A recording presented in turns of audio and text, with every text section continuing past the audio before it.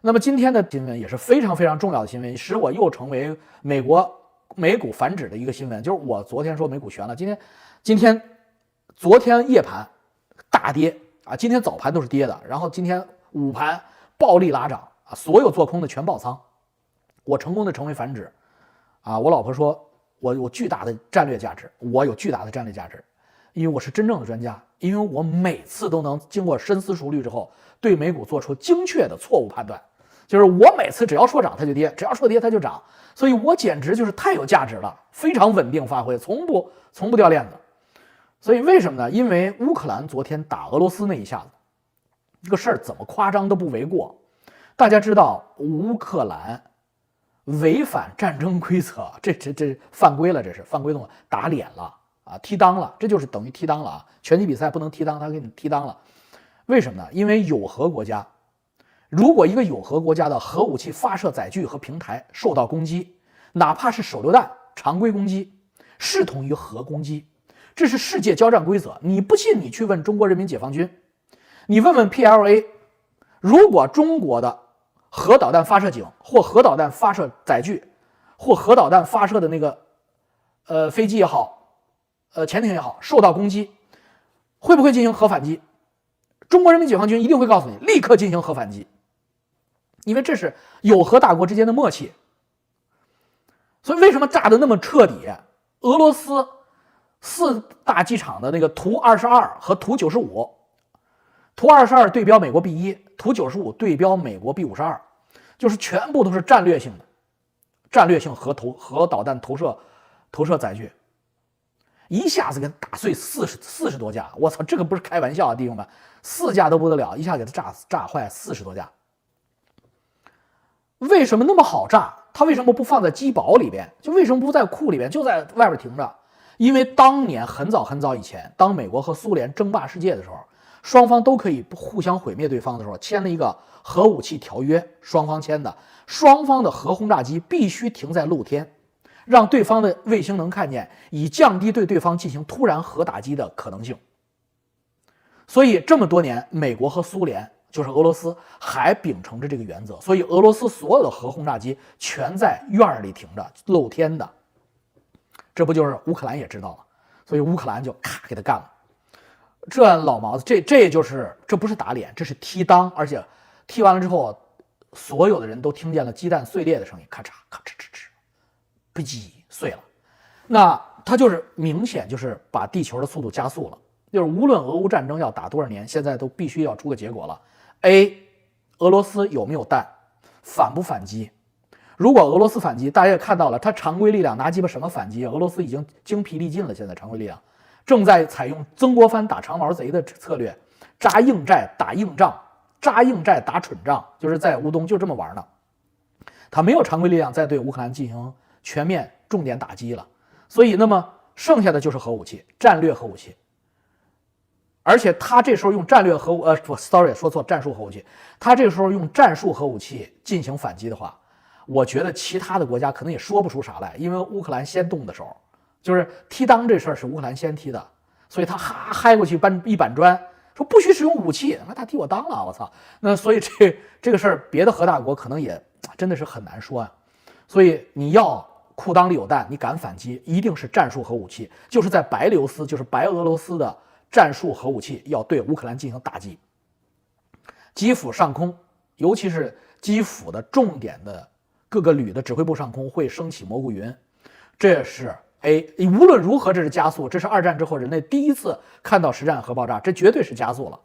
和谈个鸡吧，那都干到这个程度，没办法和谈了。B， 不反击，不反击，那也是加速了，不反击就是和平了嘛，就是大家看出来大俄怂了嘛，这都把41架战略轰炸机都给你炸了，你都不敢反击，那就是个人都可以捏过你了。大俄内部也会分开的，大俄内部也不是说没有离心力的。普京本人肯定是要完蛋了，要下台了，所以这种加速让我们拭目以待。所以这么大的事儿，美股怎么会不跌？哎，你看它不跌，我操，气死我了啊！纳斯达克没有涨跌，那平盘，但是这没道理啊，操，没道理啊，不应该那么平静啊！我觉得啊，我个人我反指啊，俄罗斯会动战术核武器啊，战略它不敢动，战术就是300-500公里范围之内的这种小型的核弹啊。当量在1万吨左右的啊，几千吨、万吨级的这个核弹，他会用啊，至少用1颗吧，意思吧，要不然说不过去啊。白俄总统不是来了吗？因为他要动，他肯定动白俄罗斯的，这也是一种妥协啊，一种所谓的这种大国之间博弈嘛，都是穿着鞋的嘛，他不会动他本土的，因为他在白俄罗斯有大量的战术核武器。让子弹飞一会儿吧，好吧，之前已经虚了，这次直接淹了。但他要不动手，那基本上直接淹了。你看泽连斯基那个劲儿下，根本不跟你和谈。真正不想和谈的不是普京，就是泽连斯基，就跟你干，我操！为什么二毛收拾大毛？那不就对了吗？那不就是什么棋逢对手将遇良才，棋逢对手精神爽，将遇良才故事多呀！操，那真的是棋逢对手将遇良。你中国人收拾大毛你收拾不了，日本人也收拾不痛快。那大毛和二毛之间互相收拾，那真的是来狠的，什么狠来什么，根本不讲规则，什么鸡巴规则，我操，就给你炸了，能咋地？你打呀，来呀！这是牛逼啊！牛逼啊！大1万不可能，你是做梦的。大1万叫战略核武器啊，战略核武器不可能啊，那叫灭国了就。战略核武器是不可能的啊，因为你要理解这些大国啊，中国、美国、俄国这都是大国，它大国之间都是穿鞋的，它没有光脚的啊。俄罗斯的贵族们，俄罗斯的资产阶级啊，就是那个普京那些。俄罗斯的权贵阶级，他过得不爽吗？不比你爽吗？啊，他愿意把莫斯科炸成灰吗？当然不愿意了，你也不愿意啊，老齐其实也不愿意啊，尤其是我们中国的深层政府那些政治老人肯定不愿意啊。老王什么时候被无人机干掉？一派胡言，我是爱国群众，那干我干什么？拦截一个核武器可热闹了，嗨，真是啊，这是真是。所以这个马斯克急着把他那个星链3放上去的。但是他那个大火箭不给力，老他妈炸。没有大火箭，就是没有 Starship， 他那星链3上不去，太大了。那星链3，星链 V3要上去的话，那它能改变战争的模式啊。350公里高的高度布满了星链第3代 V3 比我们现在的 V2， 我们现在是 V2 第2代 ，V2 的功率是上传速度增加24倍，下载速度增加10多倍啊，那就是简直就是全部都是高清的。比我们现在 WiFi 还要快，而且天地之间无阻隔啊，阴天下雨一样用，所以这个是要改变战争模式的，而且它不但可以给你传输信号，它还可以干扰你啊，对你进行全频谱致盲啊，这些能力就全有了，因为它很大，它跟那个皮卡车那么大，那个卫星啊，星链第1代卫星很小啊，比那个洗衣机大不了多少。星链第3代卫星跟他妈皮卡汽车那么大，几吨啊，那个大卫星啊，可不是小家伙，350公里一群一群的飞着，它会改变战争模式啊，这是美国目前超过中国的，可以说是唯一的一块啊，远远超过中国的唯一的一块。它星链3如果上来的话呢，改变战争模式的话，才能够带来持久和平啊，否则的话，你就这样谁也不服谁，那就是这个世界好乱。如果马斯克说他3到6个月之后就要放上去，6到9个月之后就开始，我发誓他要是开始我就敢用啊，我直接就全部都把我们家 WiFi 停了，我上星链3，我给你们实时汇报，我就不用在屋里坐着，我给他出去了，在露天跟你们讲，我说这个好用不好用啊，直接跟大家汇报星链第3代，讲地评论，哎，这他妈的神经病嘛，地球怎么会是平的呢？他妈的用屁股想地球也是个球啊！这他妈的现在你这都看得见呀，你飞上去就看见是个球了，怎么是个平的呢？你不是说几维空间它是个球啊？个神经病！2维空间的球，你以为在3维空间它就不是圆的了吗？脑子有屎！他妈1维空间的圆也是2维空间的圆，2维空间的圆也是3维空间的圆，只不过它更圆，它圆出1维而已，它不会变成方的。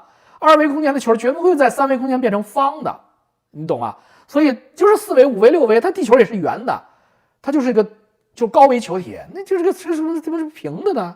是这种人，这种话怎么会有人信呢？我这受不了你们。我认为都是黑人信这个东西，黑人打篮球的黑人会信的。地平说等于智商检测器，好吧，我用星链2年，老王直接开始用了。嗨，我用你是新教友吧？我他妈从星链第1代你2年，我他妈从马斯克有星链那天，加拿大一开我就买了。第1代大星链，你知道第1代大星链是圆的吗？你是不是2代那都是方的，长方形的？我那是圆的，跟个锅盖似的。而且那个第1代的锅盖，他们250多瓦，呜能转的，自动对星的，2代都没有这个功能，2代是要手动对星，1代星链自动对星，1代星链1代是最好的。马斯克这个狗操的，就是它有个特点，就是它出第1代就是最好，它不减配，然后它不停的是减配，你懂吧？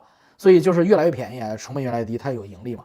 所以马斯克的星链第1代我就用过，非常好，星链1代非常好，唯一的缺点就是功率太大，250瓦，你能听见滋，下雪以后星链上面根本没雪，它都化了，这个里边跟个微波炉似的。星链第1代我装在农场了吧？那时候我在农场用星链，一个字贵。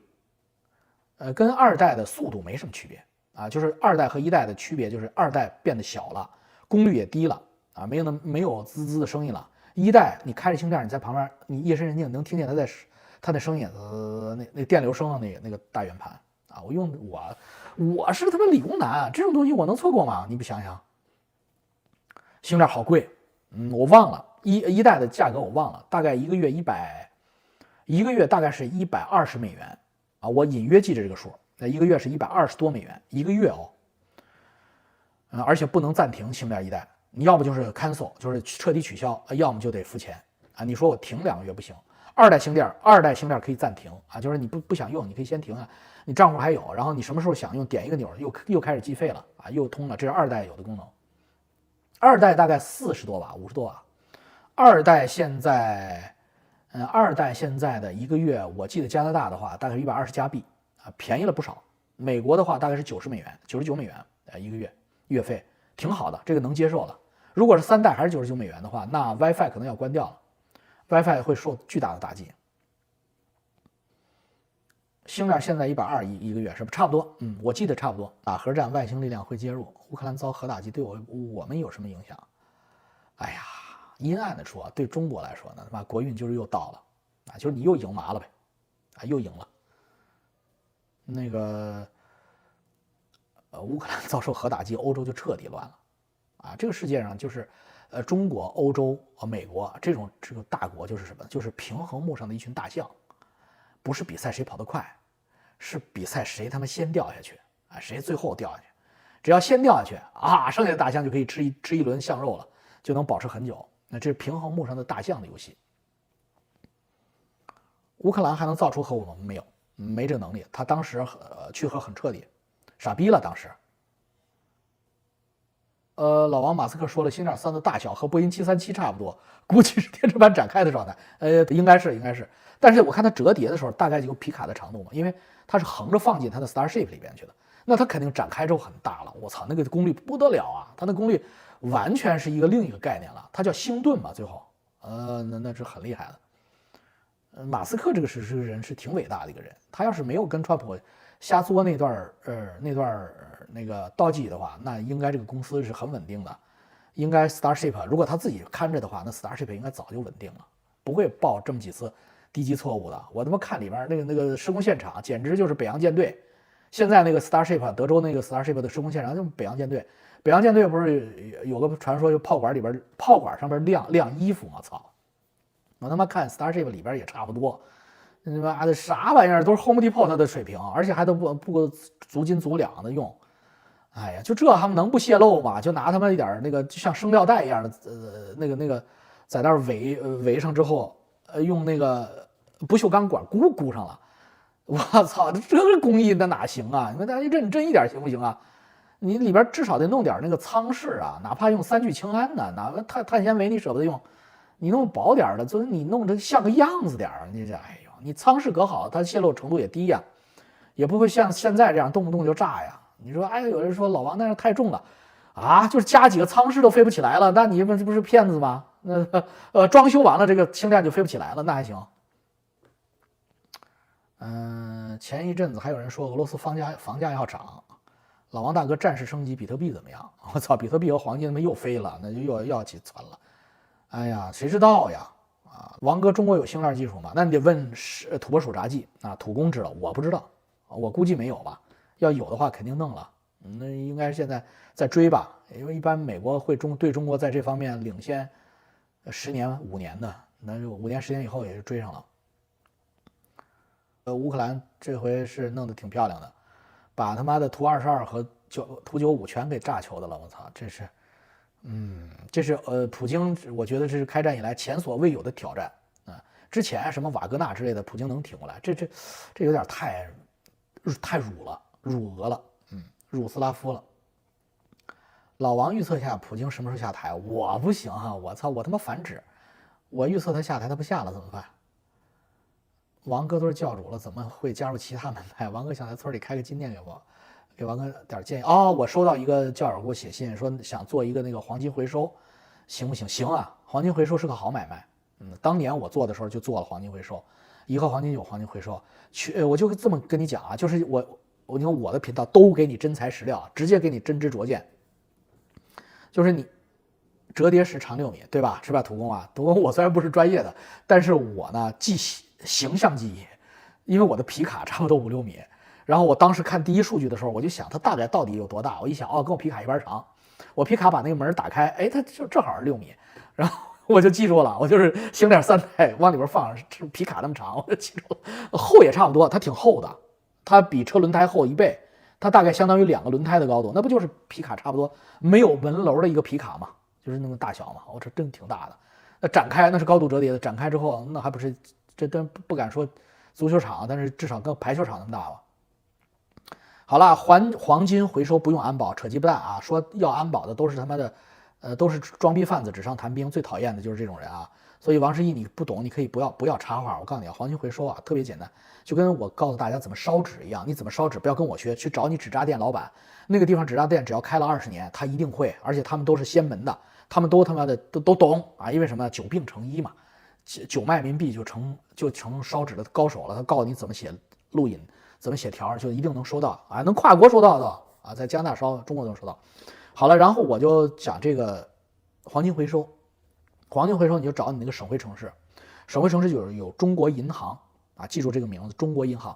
一般人民银行和中国银行离得很近啊，因为在过去改革的路上，人民银行和中国银行曾经是合属的啊，合属办公的，所以黄金回收业务是央行垄断的，央行是通过中国银行来操作的。所以你找中国银行的朋友，你问他黄金回收点，就是那个金条的回收点和散货点，每一个大的中心城市都有。你去找那伙人，那伙人就国际金价实时的，他从你这儿收啊，只要你有，每一个城市都有这种人啊。这种人就像磨剪子抢菜刀的人一样，只不过他跟你人生完全不搭界，所以你不知道。但是如果你想做黄金回收，你就会找到这种人啊，在王叔的指导下，你就会找到这种人。这种人不是很稀缺的啊，每个省会城市都有，大一点的中心城市像西安啊什么的，郑州啊都有，石家庄都有。你找到这种人以后，你在村里边收的黄金，哎，你给他，他随时收，一手现金一手交货。黄金就是超级货币，所以他不会给你任何的什么账期呀、什么抵押呀，不会的啊。就是当时都是拿着喷枪，拿着干锅烧化了，称完了给钱。可以去水贝开个金店吗？那你，操！那你们你在关云长面前开一个，普刀学习班啊，那下场，或者你在这个，反正你肯定不行吧你。南京在太平南路附近一片儿反正对，都是这种老金店或者是老中国银行附近都有啊。老王这个频道非常的务实，我告诉你们的就是最简洁的，你就去找那儿，那你就有上家了，有上家你就，开村铺点吧，黄金回收嘛，你小心着点，别被骗了就行啊，因为经常有人拿不是黄金的东西骗你，会有一些纠纷，当然还有些人被骗了，拿个金条，我中国黄金金条，来你来回收，你一验，我操是铁，然后或者是铜，然后你说这不是金的，跟你翻脸，扭你去派出所，所以那个得跟派出所搞关系。就是因为他接受不了自己被骗了，然后他说你骗的。对，班门弄斧，哎，对，在鲁班门前开木匠铺，就是去水贝面前开金店的下场啊。好了，拜拜啊，拜拜。